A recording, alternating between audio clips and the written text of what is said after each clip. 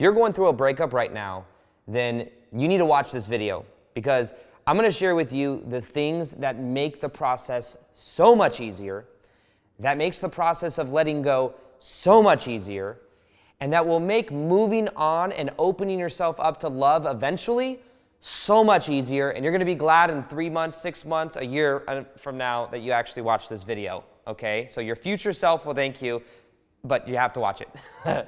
First off, let me just share that I'm sharing the things that I'm learning as I'm going through a breakup right now in this moment. So I'm currently going through a breakup, and I want to share what I'm reminding myself of, and also what has made the process so much easier. So a lot of this is coming from experience. This isn't just coming from some book I read, although a lot of it does come from books as well, but it's things I've actually applied in my own life that makes the process so much easier.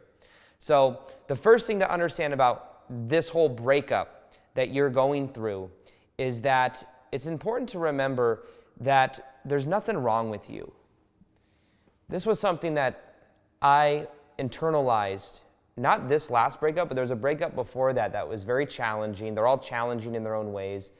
But I remember that there was a part of me that really felt like there's something wrong with me. Like if it's not working out, then maybe there's something wrong with me. Maybe I'm not good enough. Maybe I wasn't able to make this person happy. And there was a lot of internalization that happened. And for a long time, I had blocks. This is like 2 years ago after a relationship. It was hard for me to almost move on because there's this initial belief that said, there's something wrong with me, I'm broken. And in a way, when I would then meet people or go on dates eventually, it was like there was this notion underneath it of shame, of like there's something wrong with me. And then if there was somebody that wasn't choosing me, like if the part of the breakup was like, oh, I'm not chosen, that was the feeling. And it was a mutual thing, but also there was just a lot of a wounding there. And there was a feeling of there's, an abandonment wound, honestly, that was there. And it was like I was trying to prove myself to this person. I would try to fix them or try to help them. And that was just a way of me trying to become indispensable. By fixing them, by helping them, it was like, who else is going to do this? I'm this person that it will stick around no matter what. Look how loyal I am. But there was an initial belief under that said, there's something wrong with me and people don't choose me. And for a while, I thought that was like, I would direct it at a specific person, but then I eventually realized that this was stuff that actually came from childhood. It came from not feeling chosen as a kid, the emotional unavailability that wasn't there, and an internalization that said, there's something wrong with me. Maybe if I just act a little bit different, maybe then mom or dad will feel good. And that was something that really was important for me not to internalize. And even now in the breakup that I'm going through right now, there's certain aspects of the breakup that if I was to internalize, could be very negative. Could be very hard, honestly. But what I'm remembering is not to internalize the breakup, not to think that it means there's something wrong with me, not to believe that it's my fault, and to understand that this is just something to accept and something to really feel. That's another thing I'll share in a very vulnerable way. Before I share that, I want to share something I've never really talked that much about before. Before I do that, one huge tip as well is to pull your energy back. Pull your energy back. Literally pull it back. The thing is when we are thinking of someone else, we're actually sending them energy. We're all energetically connected. And what happens after a breakup is sometimes what we do is we focus on the other person. What are they doing? What are they posting on social media? And the thing is, the more we think about them, the more we energetically send them energy, and the more we are then diffusing our own energy field. The more we're literally wasting our own energy. We're feeling more scattered, and it has a negative effect on our own energy. Feeling more tired. So one thing that I've had to always remember is just to pull my energy back into my body. Put my energy back into my hands, put the energy back in my feet, and take this as a time for you to focus on yourself, to focus on your own healing, to focus on your own life as well. And the thing that I notice some people do, and the thing that I've done before, is I focus on them, and it's like distracting me from what the breakup is probably actually showing me what to do. It's showing me like you need to focus more on you. Sometimes in a relationship, we're around someone a lot, our energy fields literally merge together. This is why sometimes you'll have the same thoughts at the same time. You say, oh, we can read each other's minds. We're so connected. Part of it is just you're also in the same field. So when you're going through a breakup, the more you think of them, the more you're activating them inside of your field. And the harder it makes it, because there's like their energy field stays inside your field. So one thing that I highly recommend for this breakup for you that I think will make it so much easier is to actually go no contact. No contact. No contact means you're not reaching out to them, you're not talking to them, and it makes it so much easier for you not to keep evoking everything. It doesn't mean you're not processing it or you're avoiding it, but it means that you're going into yourself, but you're not also using that as a crutch, because sometimes with no contact, people like won't do it, and they'll say, well, what if I just go to the same gym that they go to so that I can run into them? What if I just hang out with some of their friends and maybe they'll be around? There's this hope underneath that maybe you'll run into them again, and then the spark will re-happen. The best thing to do is to pull your energy back, to bring it back into your own life, and to focus on your own vision, your own values, and your own self and your own healing. And by doing that, I promise you, not only like don't use that to get this person back, but like it benefits you in so many ways. It's also much more magnetic and attractive for you just to be in your own frame. But right now is probably not the time to be like, how do I be attractive and get validation on the outside? So you want to pull your energy back. You want to realize there's nothing wrong with you. It's not your fault. Everything is what it is. The situation is something to accept. And the thing I want to share with you that I haven't shared before that is also kind of vulnerable is, for a long time in my life, I have told myself the story that I just don't cry. I don't feel sadness. It was easier for me to tap into anger. Like I could feel anger for like my childhood, my ex-stepmom, and the manipulation that I experienced growing up. Didn't have much of a childhood. I could feel angry about that. It's kind of easy for me to do. But sadness was something I realized I never really allowed myself to feel. And in my past, one of my breakups 2 years ago that was very challenging, I didn't really cry. I felt sad and I would like lose sleep and stuff, but I never really cried. I never really, I maybe tear up every now and then, but I never actually like released that kind of emotion. And once again, it rewired a belief that maybe there's something wrong with me. Why can't I just feel like that, you know?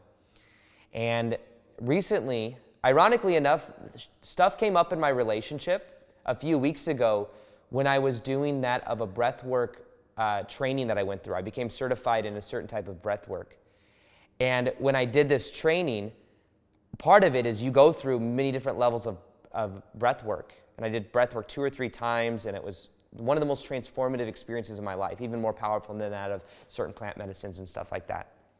Basically what happened is, in ceremony, you're breathing in a specific pattern, and as you're breathing in a specific pattern, you're bringing up emotions that were suppressed or repressed in the body, and then it comes out to be expressed, and then you release it. And during the first day of this training, we did a breathwork ceremony, and in it, I was starting to feel emotion come up, but there's this edge to where I'm right at the edge, but like there's some reason I'm not able to like feel it completely. And one of the practitioners came over to me and he put his hands on my heart and he's like, I could just tell he was being very present with me. So a lot of times when the healing happens, it's just the presence of somebody else that's holding space for you, not trying to fix you, not trying to like make you feel any different way, just holding space. And this guy came over to me, that's a practitioner, and he put his hand on my heart and he was like, hey, dog. He's like, he actually said, hey, dog. He's like, hey, man, it's okay to feel, dog. It's okay to feel. And when he said that, there was a part of me that like I started like feeling it shaky to my body. I felt myself kind of like starting to release emotion. And then eventually he started crying, and then that just put me into this like, like crying energy. And I was crying. I was releasing so much energy, and it was so energy like releasing for me, but there were no tears. And then of course I'm like in the breath work, I'm breathing, I'm like, oh, see, there's something wrong with me. I can't release these freaking tears. And then what happened is That was one round, and it still felt really good though. I still felt like good to release that. And then what happened is there was a woman that was in the room, and it gets really loud in these rooms because some people are crying, some people are yelling, some people are screaming. There's all this energy going on. There's this woman in front of me, and she was starting to go through a process of where she was like screaming. She had obviously been through some type of trauma, and she was screaming, and when she started screaming, it impacted me because I, through her screams, could feel my own mom. And my mom has been through some of the most crazy shit when she was a kid. She ran away from home when she was like 10 or 12 years old. She had foster parents. She'd been through a crazy amount of different types of abuse. And this woman I could tell that was close to me in the room, and I'm going through a process, had been through a similar type trauma as my mom. And in the moment that I felt her scream, I could feel the energy of my mom and the energy of my ancestors, because I believe that like my mom's side of the family has been through so much like sexual trauma. And in that moment, I started crying, bawling, tears going down my face, soaking up in my ears. Like it was so much emotion, it was crazy. And I released that energy. And when that happened, it was like I felt so much more sensitive after that. I was using that as also a permission slip to let go of the old story that like I just don't feel, or like I don't feel sadness. And when this happened, it was for 3 or 4 days I was in this breathwork certification process. I was staying with my ex-girlfriend at the time. And because her house was so much closer to the place where it was going, I lived kind of like in a 40 minutes away from the city in this house. So I would stay at her place. And as I was going through this process in our relationship, all this shit was getting bubbled up. All this stuff was coming up because I was elevating my own, I think I was elevating my own energy to like a new level of emotional availability, a new level of emotional sensitivity. And when that would happen, it started bringing stuff up in our relationship. And it was very interesting to me. And I was like literally becoming more emotionally expressive in the way where I was more sensitive, more present. And what ended up happening is that led to something that happened, ironically, that led to the breakup, something that kind of had to happen. And it was ultimately a good thing. However, it also led to me being, one of the first times ever, me being somebody that actually chose the breakup. In the past, I'd go through a breakup and I would almost fight because the breakup to me symbolized my own sense of worthiness, my own sense of proving myself. And the breakup meant I wasn't good enough and I didn't want to like surrender to this truth that I thought it was. So, and I noticed that my dad, for example, my dad was in a relationship with my ex-stepmom who's like a narcissist and stuff. My dad, like for him to get out of that relationship, it wasn't actually him really breaking up with my ex-stepmom, it was his mom influencing him to do it. And I realized that like my dad never really showed the true masculine way of like how to break up with somebody, or like I never knew what that was like to be in my own frame and to actually choose something like that. And I noticed in some of my past relationships, either shit would happen and eventually we'd have to break up, or it was like someone would break up with me. And for the first time, I was able to actually choose something like that from my own frame, from my own sense of self-worth, versus me trying to fight for, you know, some type of like worthiness or trying to prove myself. So the reason I'm sharing this with you is because this in a way was, I believe, my own initiation, like me wiring in my own sense of self-worth, me wiring in my own sense of like, of knowingness, of my own emotional availability. So often throughout my relationship, I felt like at times I wasn't, like I'm not enough, like I'm not showing enough emotion. And as I look through my relationship now, I could see that I actually was embodying emotional availability. I felt like almost sensitive and insecure that I wasn't, but I was. And I can now see that, and I can now own that. And I can now, like, me choosing the breakup was very empowering for me. And that also, not funny enough, but after that breakup, I've through the breakup released more crying than I ever have in any relationship ever. And I think that part of that is because I'm actually allowing myself to feel. I'm allowing myself to feel, to not internalize things. But, you know, right after the breakup, even after I got my stuff from my ex's house and I was like driving off, I like cried almost the whole way home, tears streaming down my face. Sun was like in my eyes, and I know I was in the car like driving, and people on the other side of the road were like, what the hell? I'm just like crying. as the sun's like blaring in my face. But feeling more is going to be your healer, or the thing that really helps you in this process, is allowing yourself to feel and not trying to like compartmentalize it, not trying to like distract yourself by like finding someone else to validate yourself. Like, let yourself feel and understand that the more you feel, the more you're going to heal. And even if you're not feeling, it's okay. Don't beat yourself up. Don't think there's something wrong with you. I'd recommend maybe doing some type of breath work. If you haven't done the breath work that I'm talking about, there's this breath work, and you can check it out by going to www.magneticmastery.com if you haven't joined that yet. But that's my monthly membership. It's like cancel anytime, but basically what it does is there's a bonus of that kind of breath work that was at my recent life event called the Shift Experience. And it's an hour-and-a-half experience that was HD recorded with the music and everything. Go through that process and watch how much your life changes.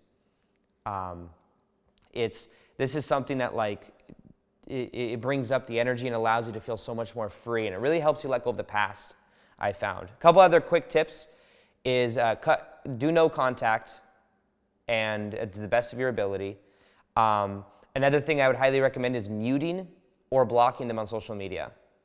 Some of I mute just because some of the people I've dated before are also on social media, and they're also friends of mine. It's just that there's a period of time where it makes it easier not to talk, so muting works, or blocking them.